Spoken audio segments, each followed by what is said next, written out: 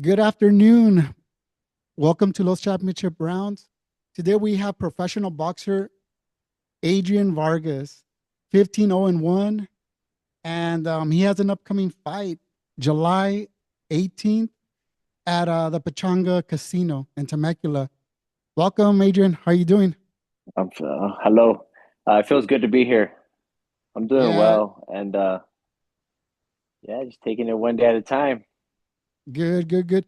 You know what? I know you got an upcoming fight. That's why I wanted to get you on the podcast and just take us, so you could take us through your journey through boxing. I know that you started, as an amateur, um, you know, then went on as a pro, took a little break, came back. I think it was within the last couple of years, you were back, and you got a big 10 round fight coming up, your first 10 rounder. So, yeah, how did you get involved with boxing? Is this a family thing, or how did you get involved? Well, the boxing comes from my mother's side. My uncle, his name's El Indio Gaspar Ortega. He fought in the 60s and the 70s. Um, well, that's where the boxing comes from. He had over 130 pro fights. But I have four. It's four of us. I have three older brothers, four boys in the family, and all of them boxed. And so I remember, well, Carlos Barragan Sr. would come to the house and pick up my brothers, dropping them off and picking them up to go to the gym. And he would ask me, 8-year-old little kid, "Hey, mijo, why don't you come to the gym too? All your brothers train." And I would tell him, "For what? I'll knock everybody out." And so he goes, "Okay, well, I want to see you. I want to see you knock everybody out." And so took me into the gym that day, and I couldn't knock nobody out. And so that's when boxing came alive in my soul. And so I started boxing at the age of 9 years old, and I had a couple amateur fights, turned pro. My last pro fight was February of this year, but before that, I had almost a 9 year layoff, and so came back to the gym, started working little by little, started training again, um, and I started sparring again. That's where I got a lot of the ring rust off. And me myself, I'm myself's biggest critic. So I still feel, I still know there's a lot of things that I have to work on. And I got blessed with this opportunity to fight for a 10 round fight, my very first 10 round fight. I'm excited, just preparing mentally to go the distance, um, training hard, pushing myself to the limit. Um, yeah, it's great. So you mentioned you started with Carlos Barragan Sr. and now you're training with Carlos Barragan Jr. I know Senior's still involved, but I mean you're working with a lot of the the next generation of House of Boxing boxers. How is that being back at the house, or being back with the Barragans? It feels like I never left. It feels like I never left because they are a loving family. I've been knowing them since I was a little kid. Um, but the stable that they have is a real good team. There's this young man who I believe he is going to become a world champion named Adrian Raton Torres, and that kid, he is sharpening me up. They say you cannot teach an old dog new tricks. Yeah, that's a lie. So, yeah, I that know kid that, is. and that's I mean that's good because I think you vibe off his energy and vice versa because I'm sure he's learning some tricks from uh this old dog too, This right? old dog, yes. So yeah, yeah. How does it feel? I mean, you most of your fights, I believe most of your fights have been in San Diego. Uh, you correct me if I'm wrong, but going into Temecula, maybe you're going into another territory. How is that feeling? Are you totally okay with that, or does that make a difference for you? Will the your fans, still, go out there support you? Yes, I have a huge following right here in San Diego, and a lot of them are making their way up there to Temecula. But as fighting in other territory, and as long as I have my team with me and we're mentally prepared, we're going in there. We're gonna handle our business, and we're gonna come out victorious, Lord willing. That's good. No, no, no. That's always a good mentality. You're right. I mean, having the right people around you is gonna Yeah, make it makes a big difference. yeah. Like the crowd could be hollering and screaming, but as soon as that bell rings, it's go time. Yeah, yeah. What have you been doing during this camp? I know you mentioned you had a fight in February, so it hasn't been that long. I mean, you were right back in there. Did you take a little break, or were you just right one after that fight? You just got back in. After that fight, my only break was really that weekend. Mhm. I just come in because, like we said, I'm an old dog, and if I get a good amount of time to lay off, it's going to take me a harder time to Mhm. get back into rhythm. Yeah, So I always want to stay in shape, always want to stay ready. Um, Come in, at least hit the bags, get my sweat on, run. Yeah, so I stay in the gym. I'll yeah, stay there. And if I'm not training or if I ain't end training early or I come in and I'll help out some kids, yeah. as long as I stay in the gym, I feel like I'm great. I'm doing okay. And I see that. I see your discipline. You always training. I'm sure you keep a good, healthy diet and stuff. So you got your discipline down. That's sometimes that's a big challenge for a lot of boxers. Yes. Before that, I was having a rough time making weight. Now that I allowed my wife to come in and be my nutritionist, Yeah. she's on it. So thank God that I don't struggle to make Mhm. weight as much as I did in the past. Yeah. And no, that makes a big difference because you want Yeah. to get in there and have that energy to, to Yes. go those rounds. What would you tell a youngster, somebody that's, maybe in their amateur career, but wants to be a professional, boxer? What advice would you give, them, or what advice would you give a young Adrian Vargas, younger Adrian Vargas? Or somebody that maybe you see a youngster, and you're like, man, that kid reminds me of me. What advice would you give them, for this profession?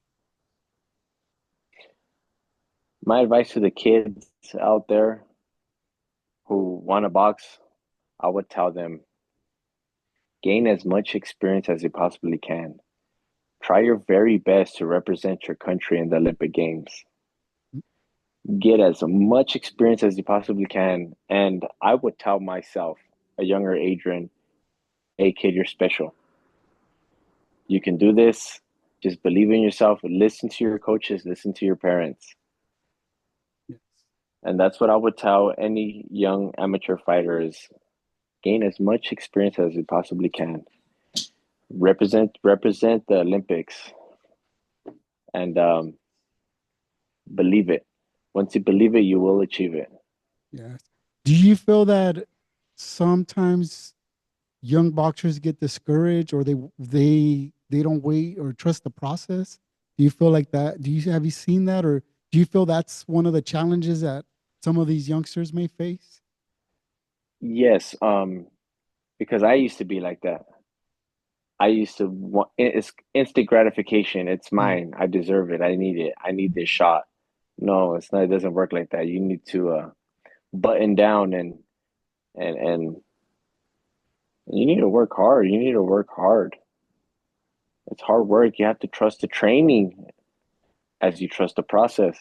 Yeah, Trust your coaches because they are your extra pair of eyes to see the things that you do not see. that's true. And I see that. I see the you're in sync with with the guys at House of Boxing. I see your trust in them. I see that your trust when they're sparring. You listen. You know that they want the best. The best for you.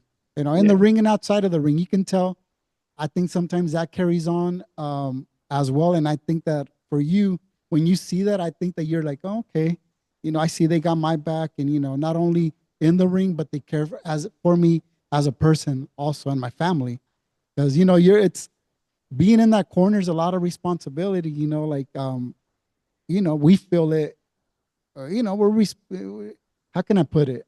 I mean, we're responsible for making sure that you come back home to your wife, to your Hmm. kids, the best and the best shape as possible. Yeah, you're going to be in a fight, but it's kind of like our responsibility to take care of you too, So Hmm. I know with this corner that you have the right people, in there to make sure that happens. So that's Yes. good.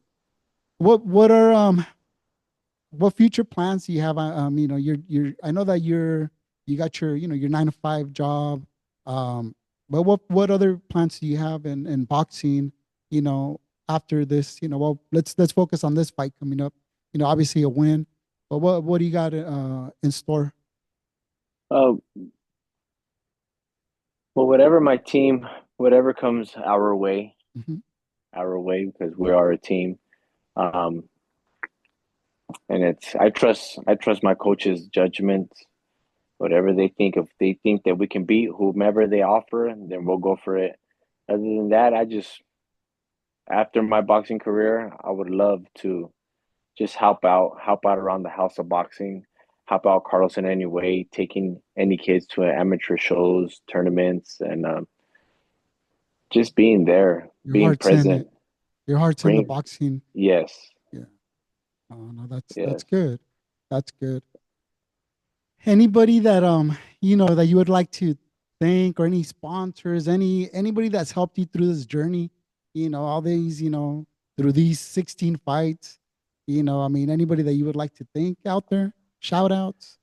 Well, first and foremost, I want to thank God for allowing this to happen. And I also wanted to thank Carlos Barragan Sr. and Carlos Barragan Jr. for always installing those biblical traits that I would never forget.